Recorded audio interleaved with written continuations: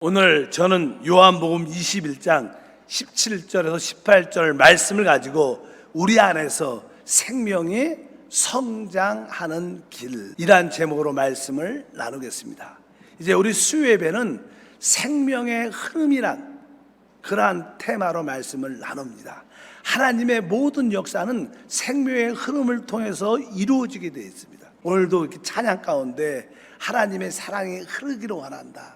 사실 그러한 하나님의 맥락이죠. 하나님의 목적이 이루어지는 길은 우리 안에 하나님의 생명, 즉 성령이 흐를 때 모든 것이 회복되고 하나님의 목적이 완성되는 줄 믿습니다.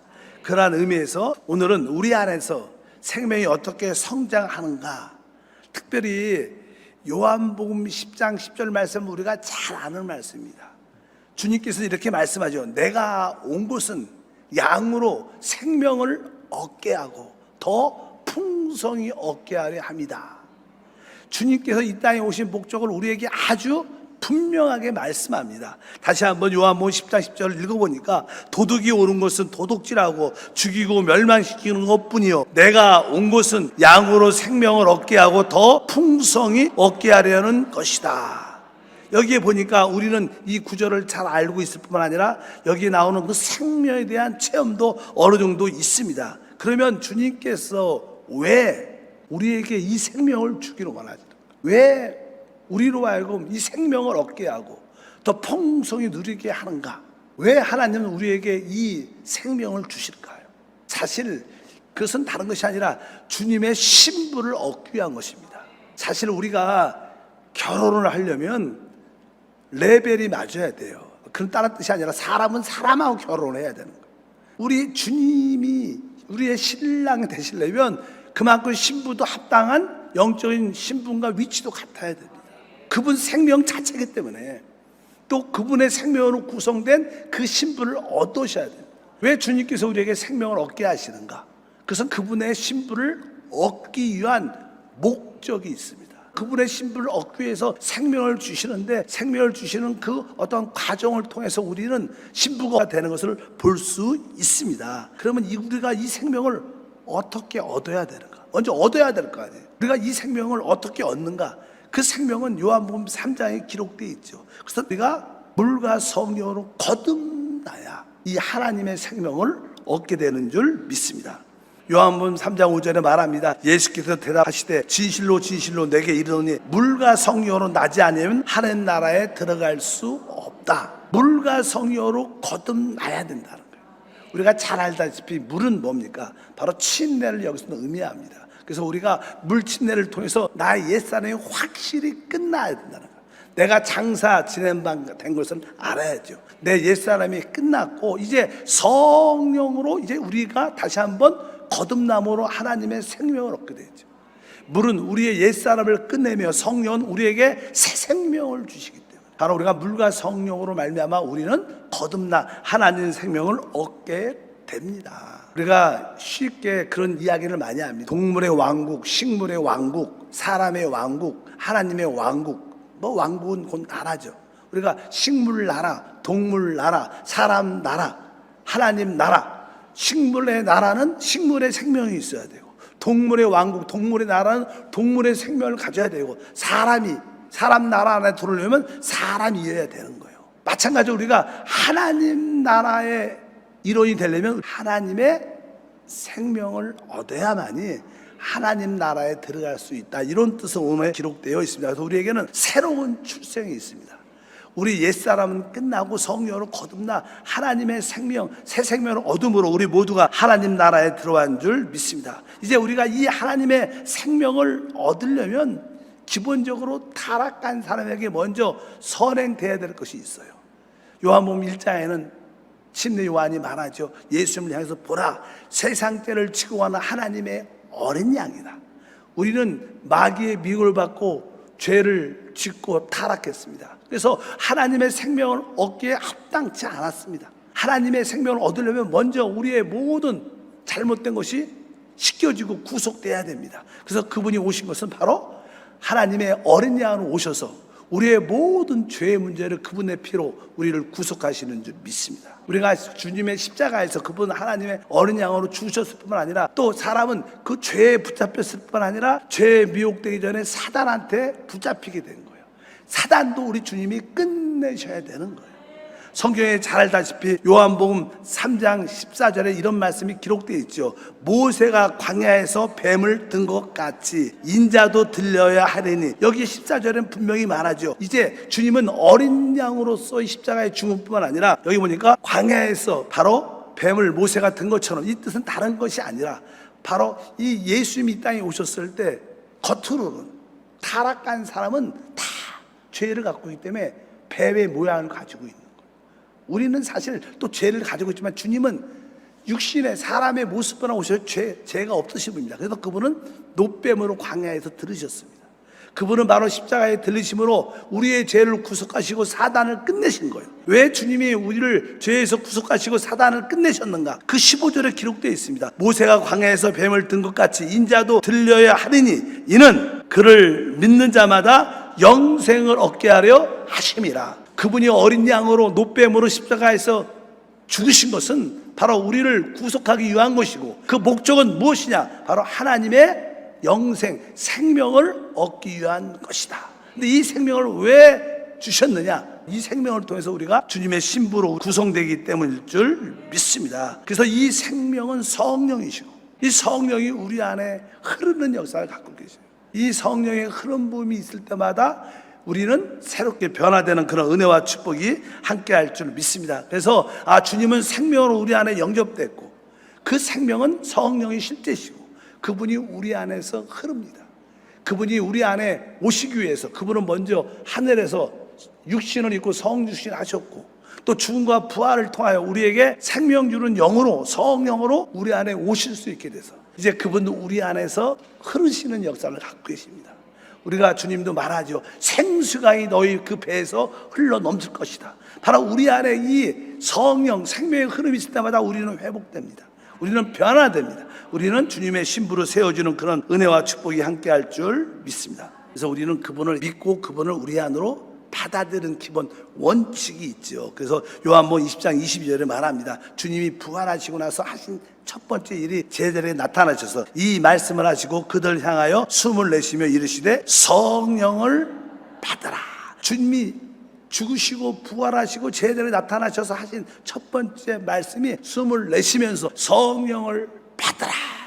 왜 성령을 호흡해야 되는가? 우리가 사실 우리가 성령을 끊임없이 호흡할 때, 그분의 생명을 끊임없이 받아들일 때 우리는 신부로 변화가 돼요. 우리가 사실 이 땅에서도 기본적인 원칙이 먹고 마심으로 우리는 이렇게 성장하고 자라고 변화됩니다. 우리 어린아이들을 보면 알죠. 잘 먹고 잘 자고 잘 마시게 하면 아이는 버쩍버쩍 커요. 이게 뭐 성장. 바로 영적으로도 마찬가지입니다. 우리가 어떻게 주님의 신부가 되는가? 바로 그 생명이신 그 성령을 호흡하고 마시고 잘 말씀으로 먹으면 우리는 자연스럽게 변화가 우리 안에 일어나는 줄 믿습니다. 그래서 우리가 어떻게 주님의 신부가 되는가? 그것이 사실은 요한복음에 자세히 설명이 쭉 돼 있어요. 아까 요한복음 3장에 보면 주님은 우리로 하여금 우리를 신부를 취하기 위해서 이 땅에 오신 줄 믿습니다. 요한복음 3장 29절에 말하죠. 신부를 취하는 자는 신랑이나 서서 신랑의 음성을 듣는 친구는 크게 기뻐하나니 나는 이러한 기쁨이 충만하였다. 침례 요한은 예수님이 왜 오셨는가를 분명히 알았어요. 그분은 신부를 취하러 오셨다는 거예요. 나는 다만 그분의 친구. 그래서 그 신부를 취하는 그런 모습을 볼 때마다 나는 친구로서 기쁨이 충만했다. 주님이 왜 오셨어요? 신부를 취하기 위해서 오셨다는 거예요. 바로 그래서 이제 그 신부가 어떻게 될 수 있는가, 우리가 신부가 되는 과정을 설명은 쭉 합니다. 우리가 거듭난 후에 신부로 어떻게 변화될 수 있는가. 그래서 이제 기본적인 전제가 이제 무엇보다도 이제 이 생명이신 성령을 우리가 마시는 생활을 해야 된다. 우리의 모든 영적인 변화는 우리 안으로 받아들일 때 우리는 변화되게 돼 있어요.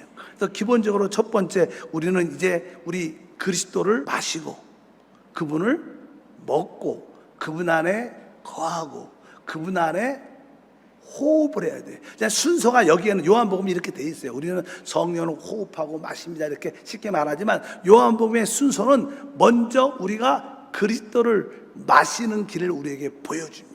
요한복음 4장 14절과 16절에 보니까 내가 주는 물을 마시는 자는 영원히 목마르지 아니하니 내가 주는 물은 그 속에서 영생하도록 솟아나는 샘물이 되리라 이렇게 말씀합니다. 세상에 주는 물은 또 먹으면 목마르겠지만 내가 주는 물을 마시는 다시는 목마르지 아니할 것이다. 내가 주는 물을 마시는 자는 영원히 목마르지 아니하니 내가 주는 물은 그 속에서 영생하도록 솟아나는 샘물이 될 것이다. 그러면서 바로 이 주님이 주시는 이 생수를 물을 우리가 어떻게 해요? 마셔야 된다. 이 주님을 그리스도를 마시는 길을 우리에게 보여주는 거야. 그러니까 이 여자가 그러면 그 물을 나에게 주세요. 그러니까 뭐라 그래요? 네 남편을 데리고 와라. 바로 우리는 철저하게 우리의 허물들을 죄들을 자백하면 자백할수록 우리 안에 생수가 들어오는 기본적인 전제가 있으면 알아야 됩니다.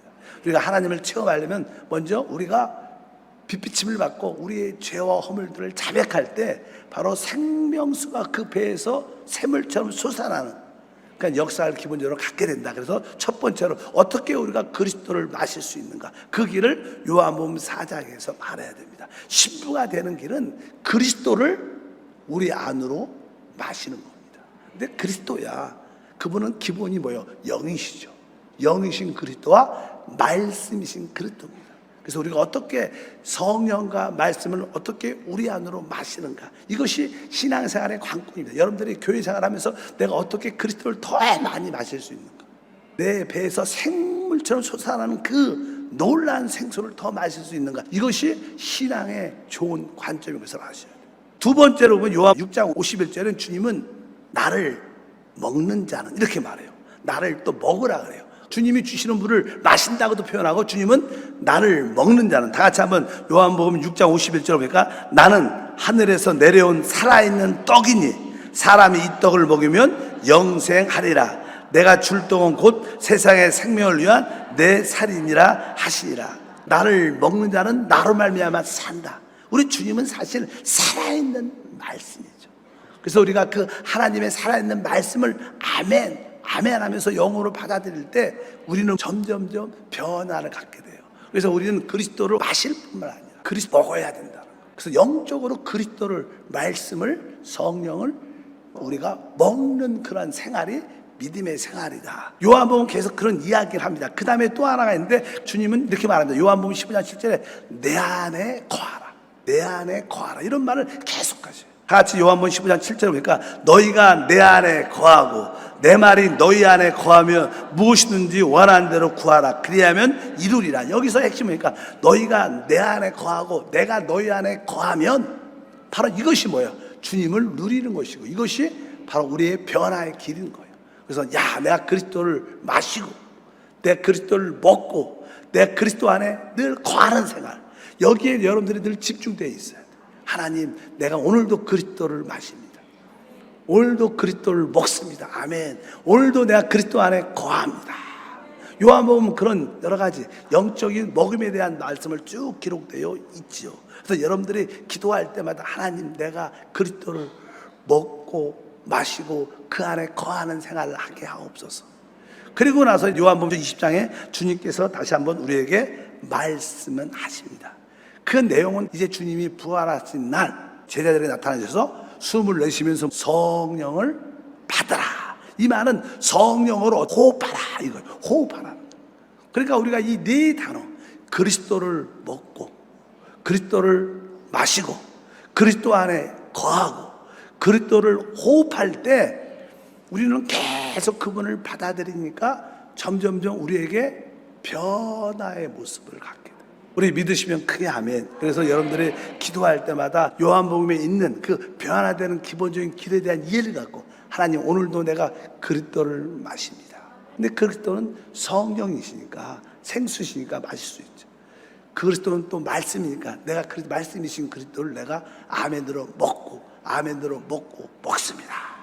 또 그리스도 안에 우리가 영 안에 계시는 그리스도 안에 거하고 또 그분을 계속 공기처럼 우리가 호흡을 하는 이런 기도를 끊임없이 하면 우리는 더욱더욱 영적으로 충만해집니다. 근데 사람은 한편적으로 우리에게 거듭난 영이 있기 때문에 그리스도를 마시고 먹고 그 영 안에 거하고 그 영으로 호흡하는 그런 삶도 필요하지만 우리는 여전히 우리 안에 이 육체가 있어요. 그래서 이 육체가 사실 한편적으로 처리가 돼야 되는 거예요. 영적으로도 잘 준비가 되지만 여전히 우리는 육신을 갖고 있기 때문에 알다시피 여러분, 아비가 되기 위해서는 그 과정에 애벌레를 딱 보면요 아주 징그럽습니다. 꼼꼼을 하는데 털도 많고 막 꼼꼼털한데 걔가 어떤 과정을 통해서 나중에 아주 예쁜 나비가 돼서 잘 날르는 그런 모습을 종종 봐요. 그때 우리에게는 이 육신이란 애벌레도 있어요. 그러나 우리는 영이라는 아주 자유한 나비도 있어요. 그런 과정이 있다는 거예요.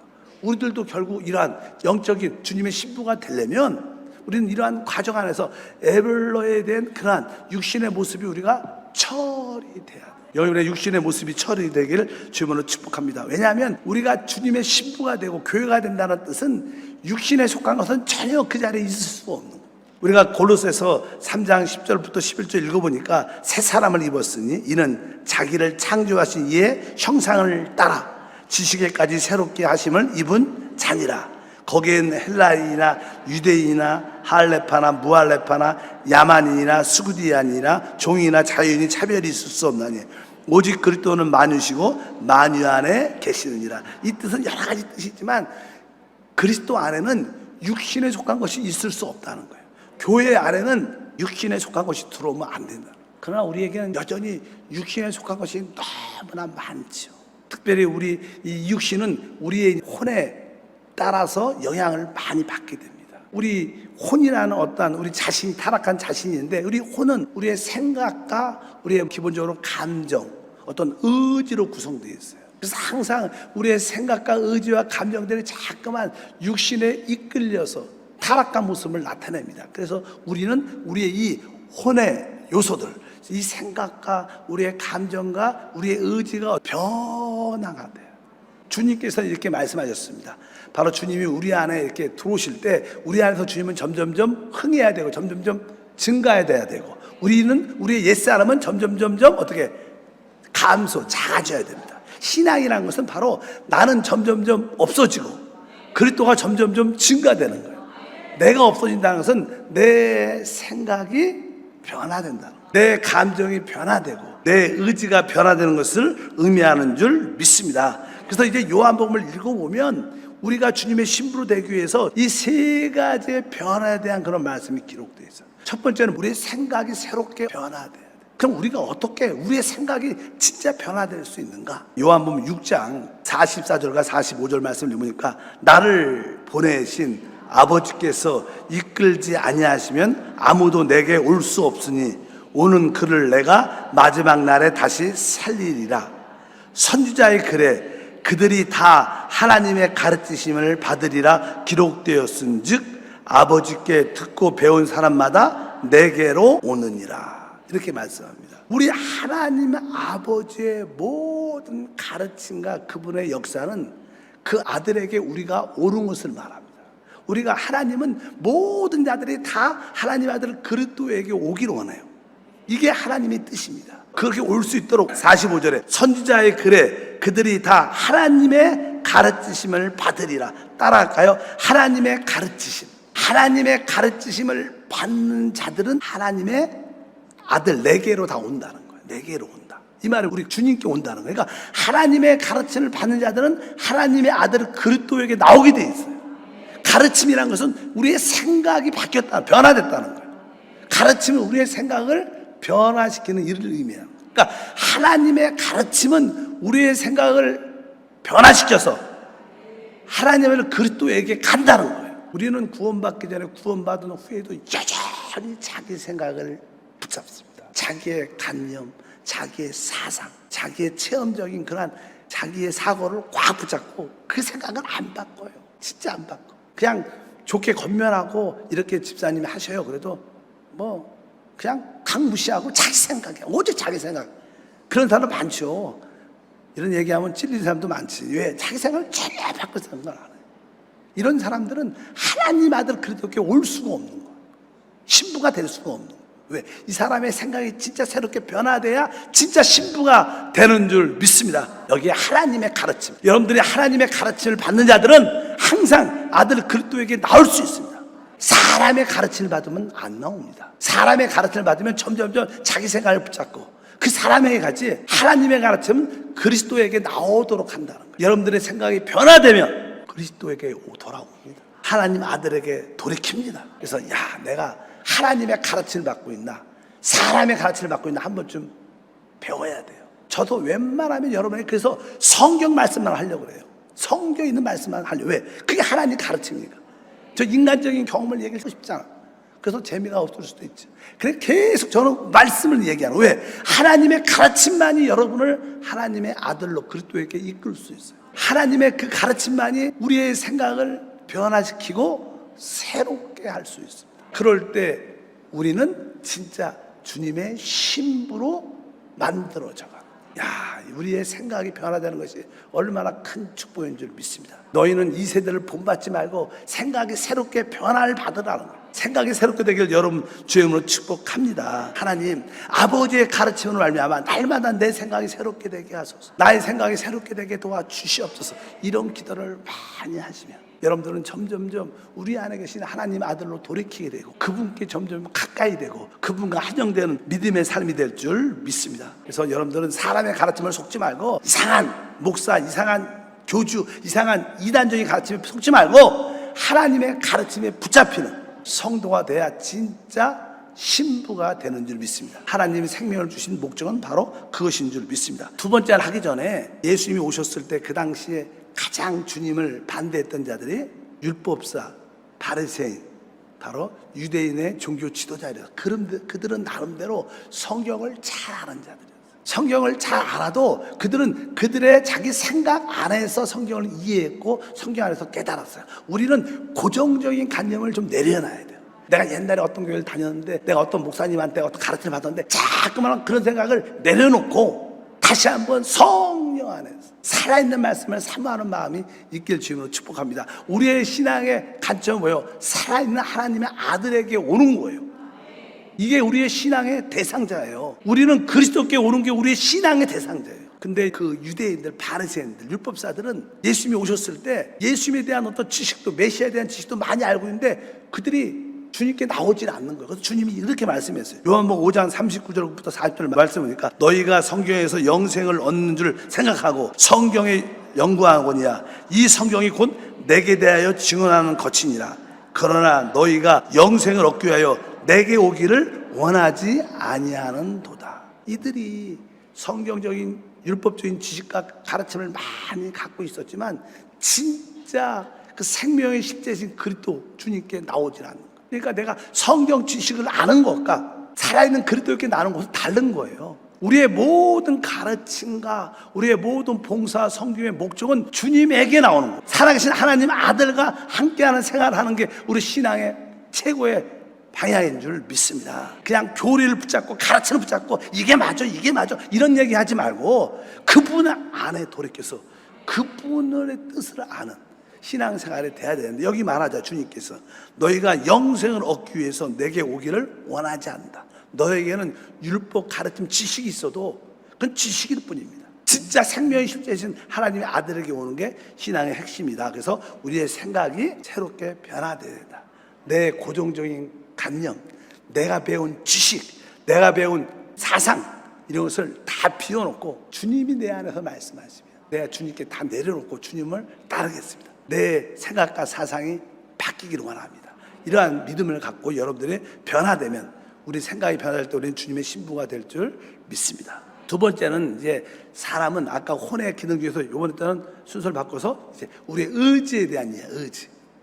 우리는 생각도 있지만 우리는 의지가 있습니다. 대부분 사람들은 이 의지가 고집이 세고 강박해서 순종을 잘 안 해요. 대부분 여러분들이 순종을 잘 안 하죠. 자기 고집대로, 자기 뜻대로 하죠. 종종 자녀를 키우다 보면요, 고집을 피우는 애들이 있어요. 맞으면서도 고집해. 똥고집을 갖고 있어요. 똥고집. 그게 더 맞죠. 고집을 갖고. 근데 자기 고집이 아니라 우리는 하나님의 뜻에 순종하는 의지를 가져요. 오늘 이런 말씀이 기록되어 있는데 요한복음 7장인데 17절 읽어보니까 사람이 하나님의 뜻을 행하려 하면 이 교훈이 하나님께로부터 왔는지 내가 스스로 말함인지 알리라. 이게 무슨 뜻일까? 여기 보니까 사람이 하나님의 뜻을 행하려 하면, 하나님의 뜻을 행하려 할 때 하나님의 뜻을 행한다는 거 보여요. 하나님이 하신 그 말씀을 교회에서 만약에 하신 말씀이 순종을 해봐야 돼. 순종. 뜻을 행하려면 순종해야죠. 순종해봐야 이게 진짜 하나님께서 난지 자기에게서 난지 알 수 있다. 많은 사람들이 이거 한번 해보세요. 이렇게 봉사해보세요. 순종 안 해요. 그리고 이거 하나님 뜻이 아닌 것 같아. 안 해. 많은 사람은 그렇을 때 진짜 여러분들이 하나님 뜻인지 아닌지를 알려면 한번 순종해보면 안다는 거야. 순종을 해보면 이게 하나님 뜻인지 내 뜻인지를 정확하게 분별이 된다. 이 뜻입니다. 그러니까 여러분들 의지에 먼저 순종을 해보셔요. 그러면 여러분의 의지는 변화된 거예요. 많은 사람들이 순종하지도 않고 안 할 거예요. 해도 안 돼요. 안 됩니다. 하지 않을 겁니다. 그냥 늘 거부적이에요. 강팍까지. 순종을 해보려는 거예요. 순종을 해보면 여러분들 알고 싶은 이게 하나님 뜻이구나 알게 된다는 거예요. 종종은 이게 하나님 뜻이 아닌 것 같아. 그렇게 어차피 깨닫고 순종을 해봐야 진짜인지 아닌지 알 수 있다. 그래서 여러분들 항상 의지가 부드러워야 돼. 하나님의 말씀에 대해서 교회 사역에 대해서 일단은 순종을 해보셔야 돼. 그래야지 여러분의 의지도 변화되는 거예요. 순종하려는 마음이 없다. 그러면 여러분들은 신부가 되기는 시간이 오래 걸려요. 맞아야죠. 결국 맞으면 말 테니까 하나님한테. 그러니까 여러분 순종을 먼저 해보시죠. 하나님 뜻에 순종을 먼저 해보시기를 주님으로 축복합니다. 우리는 우리의 순종을 통해서 우리의 의지가 변화된 것을 알 수 있습니다. 하나님, 내 생각이 변화되고 내 의지는 순종의 의지를 갖게 도와 주시옵소서. 그럴 때 우리는 혼적인 변화를 갖게 돼서 아주 영적인 신부가 멋지게 아름다운 신부가 되는 줄 믿습니다. 그리고 또 한 가지는 감정이 있어요. 이 감정이 있어요. 하나님이 우리에게 이 감정을 주신 감정의 최고의 기능 중에 하나는 뭐냐면요, 사랑이에요. 왜 하나님이 우리에게 풍성한 감정을 주셨냐? 하나님은 사랑하고 사랑을 최고로 누리라고 주신 거예요. 근데 사람들은 이 감정에 하나님의 사랑을 채워야 되는데 세상의 우상에, 세상의 돈에, 세상 사람을, 이런 거 이상한 거에 사랑을 가져요. 그러니까 그 사람 인생이 힘들어지는, 그런 걸 살아가면 결국 상처받고 힘듭니다. 우리의 감정은 오직 누구 사랑? 하나님 아버지를 사랑하고 아들을 사랑하는 감정이 돼요. 우리가 요한복음 14장 21절 23절에 말씀합니다. 나의 계명을 지키는 자라야 나를 사랑하는 자니 나를 사랑하는 자는 내 아버지께서 사랑을 받을 것이요 나도 그를 사랑하여 그에게 나를 나타내리라. 예수께서 대답하여 이르시되 사람이 나를 사랑하면 내 말을 지키리니 내 아버지께서 그를 사랑하실 것이요 우리가 그에게 가서 거처를 그와 함께 하리라. 우리 마음의 가장 중요한 요소 중에 하나는 감정인데 여기 감정에 대해서 말하죠. 이 감정이 무엇으로? 하나님에 대한, 주님에 대한 사랑으로 충만해져요. 그럴 때 우리는 하나님의 사랑도 깨닫고 하나님이 우리 가운데 나타나심을 볼 수도 있어요. 그리고 우리가 하나님의 사랑에서 하나님 말씀을 지키면 아버지와 아들이 함께 우리 안에 거처를 내고 주님이 우리 안에 계심을 충만히 느낀다는 거예요. 항상 여러분의 감정이 하나님의 사랑으로 채워지기를 원합니다. 그래서 여러분들이 내가 주님을 사랑하길 원합니다. 계속 사랑에 대한 뜨거운 열정과 사모함의 기도가 많아야 돼요. 어느 순간에 여러분의 감정이 주님에 대한, 아버지에 대한 사랑으로 꽉 채워지면 하나님이 우리 삶 가운데 나타나셔요. 오늘 말씀도 기록되어 있죠. 내 아버지께서 사랑을 받을 것이고 나도 그를 사랑하여 그에게 나를 나타내겠다는 거예요. 얼마나 멋져. 많은 사람이 하나님 나타나 주시옵소서, 표적을, 기적을 기대. 근데 거기에 답은 우리가 진짜 하나님을 사랑. 그럴 때 우리가 모든 것을 다 빼앗기고 모든 것을 다 잃어버린 다음에 아무것도 없을 때, 그때 여러분들이 울면서 기도하면서 이제 하나님밖에 없어요. 하나님밖에 없어요. 그러면서 하나님밖에 없고 하나님을 진짜 사랑하기를 원합니다. 그럴 때 우리가 사실 기도도 되는 거예요. 왜? 그때 진짜 하나님의 사랑이 임하는 거예요. 그러니까 우리에게 그런 기적, 이것은 혼의 진정한 변화인 줄 믿습니다. 우리가 신부가 되는 길은 아까 그리스도를, 우리가 그분을 마시고 그분을 먹고 그분 안에 거하고 또 그분을 호흡하는 것. 또 한편적으로 우리에게 육의 요소에 있는 그 혼이 처리가 되는, 한편적으로 우리의 생각은 하나님 말씀을 통하여 변화가 돼요. 우리의 의지는 부드럽게 순종하는 의지가 돼야 되고 우리의 감정은 하나님의 사랑으로 꽉 채워지면 바로 그 사람이 신부예요. 하나님은 바로 우리 안에서 그 일을 하고 계세요. 세상이 멋지게 돌아가고 멋진 빌딩이 있고 세계 부귀가 있고, 하나님은 전혀 관심이 없어요. 하나님은 그런 것은 말씀만 하면 만들어질 수 있어요. 말씀만 하면 다 무너져요. 근데 하나님의 주님의 신부를 만드는 건 그렇게 오래 걸립니다.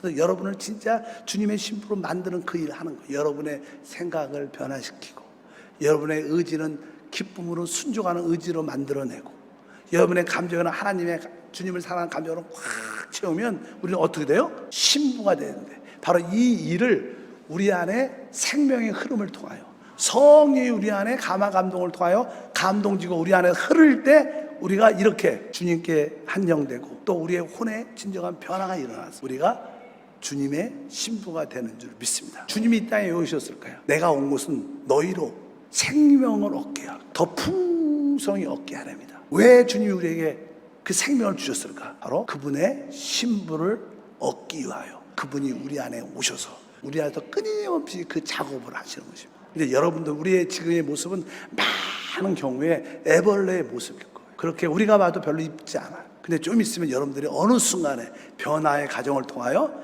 아주 모든 묶임에서 해방되어 나비처럼 자유로워지는, 진짜 주님의 신부가 돼서 주님과 한영된 놀라운 누림을 우리 모두가 갖게 될 걸 믿습니다. 주님께서 이제 베드로를 변화시킬 때, 베드로가 처음에 내가 죽는 데까지 주님을 따라가겠습니다. 그리고 나서 작은 여자가 당신도 예수와 함께 있는 예수의 탕이다 하니까 3번을 부인하죠.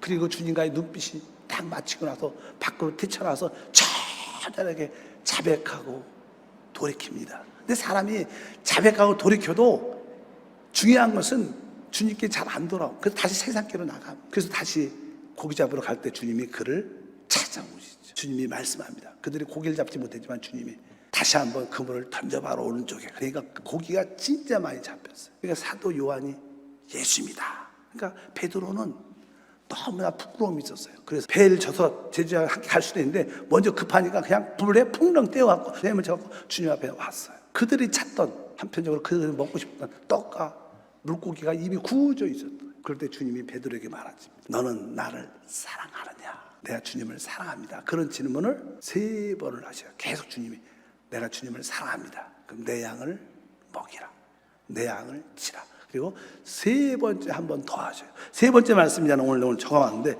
21절이죠. 요한복음 17절부터 3번째 이르시되 요한의 아들 시몬아, 내가 나를 사랑하느냐 하시니, 주께서 3번째 내가 나를 사랑하느냐 하심으로 베드로가 근심하여 이르되, 주님 모든 것을 아시오매 내가 주님을 사랑하시는 줄 주님께서 아시나이다. 예수께서 이르시되 내 양을 먹이라. 여기 보면 이제 주님께서 사랑하느냐 하니까 내가 주님을 사랑합니다 고백을 하죠.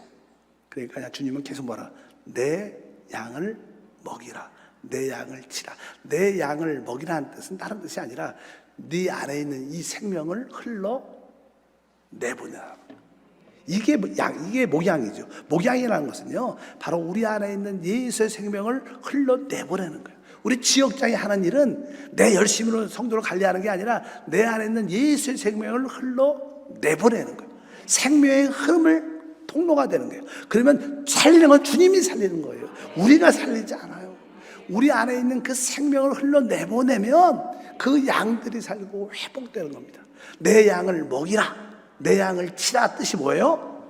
우리 안에 있는 그 생명을 흘러 내보내라. 우리 주제가 뭐예요? 생명의 흐름을 갖는 거예요. 우리가 생명의 흐름의 통로가 되는 거예요.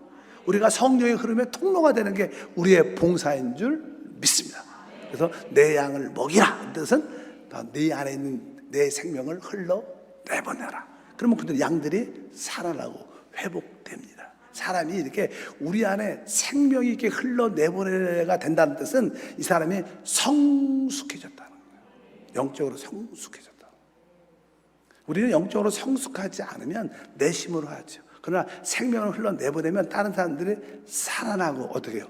회복되는 줄 믿습니다.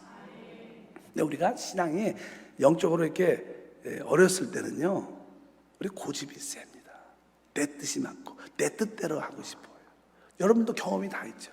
근데 신앙이 점점점 성숙하면 그 고집이 점점점 부드러워져요. 그래서 우리가 젊었을 때 다 다 젊지만, 다 젊었을 때, 이게 신앙이 얼마 안 됐을 때, 내가 조금 성경을 안다, 내가 교회를 안다, 내가 봉사도 해봤다, 이런 경험 있는 사람들은 누가 봉사할 때 좀 안 맞으면 따져, 싸워. 막 틀려서 이렇게 하는 거야. 막 따지고, 막 부딪히고, 상처도 많이 받아요. 근데 진짜 성숙해지면 따지는 게 없어져. 여러분 주변에 따지는 사람이 많으면 어리구나, 이렇게 속으로만 알고 계시기 바랍니다. 당신은 어려, 이렇게 말하면 더 따져. 그래 더 힘들어지니까 자꾸 따진다는 뭐야? 내가 영적으로 어린 거예요. 성숙하지 않은 거예요. 베드로는 그렇죠. 베드로는 그 당시만 해도 자기 뜻대로 모든 걸 하고 싶었어.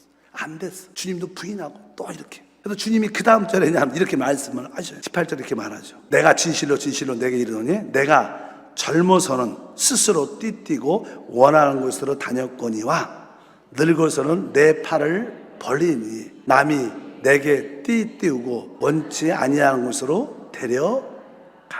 베드로가 아주 의지도 강하고 열정도 많을 때는 내가 하고 싶은 대로 복음 전파도 하고 열심히 했겠지. 하고 싶은 대로 열심히 했겠지만 이제 점점점 그런 과정을 통해서 베드로도 어떻게 하나님 앞에 깨지고 부드러워지고 성숙을 넘어서 원숙해지는 거예요. 성장이 깊어지면 남들이 이렇게 하는 대로 베드로님 이쪽이 좋은 것 같습니다. 이렇게 했으면 좋겠습니다. 그래 해.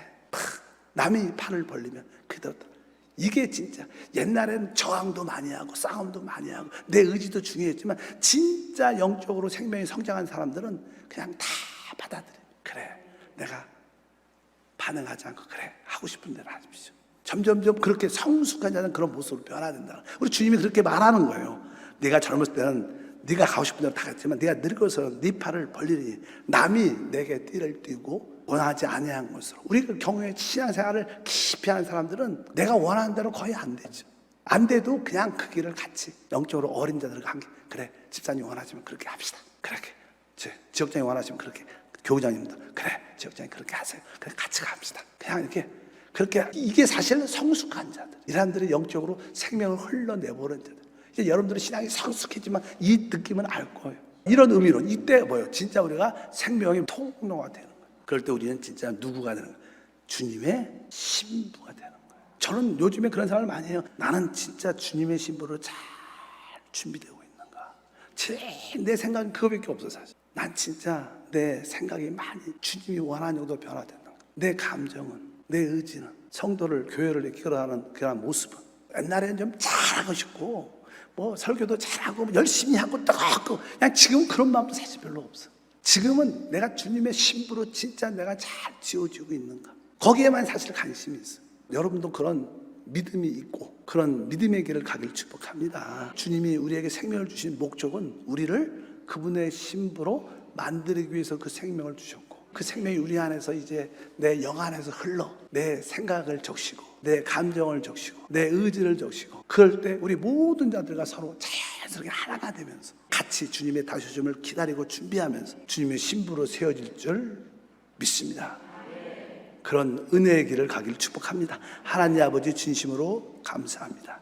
다시 한번 우리 안에 생명이 어떻게 역사한 것을 보게 하옵소서. 주님이 우리에게 놀란 영원한 생명을 주신 목적은 우리로 하여금 주님의 신부가 되기 위한 길인 줄 믿습니다. 이 생명이 성장하고 자라고 이 생명이 이제 영 안에서 흘러나와 우리의 혼을 통하여 우리의 삶의 모든 봉사에 흘러나가게 하죠. 많은 자를 살리고 또한 우리 역시 주님의 신부로 준비되고 세워지게 하옵소서. 생명의 흐름을 사모합니다. 성령의 기름 부음과 흐름을 사모합니다. 주 예수 이름으로 기도합나이다. 아멘.